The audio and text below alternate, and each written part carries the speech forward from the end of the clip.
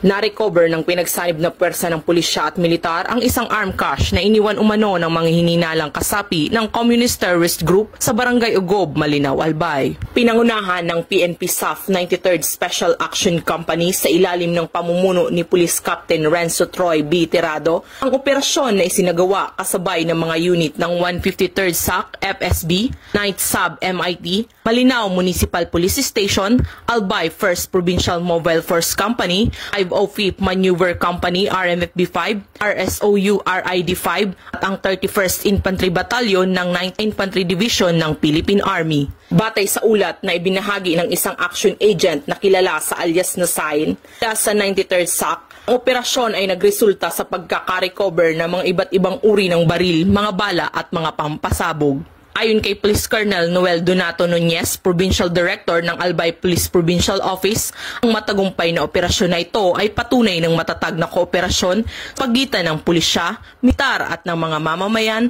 laban sa mga rebeldeng grupo. Patuloy ang kampanya ng pamahalaan laban sa mga grupong lumalabag sa batas upang matiyak ang seguridad at kapayapaan sa buong lalawigan. Mula dito sa Riyong Bicol, ako ang inyong PNN Correspondent, Police Corporal Angelito Recampo, alagad ng batas, tagataguyod ng Balitang Pulis.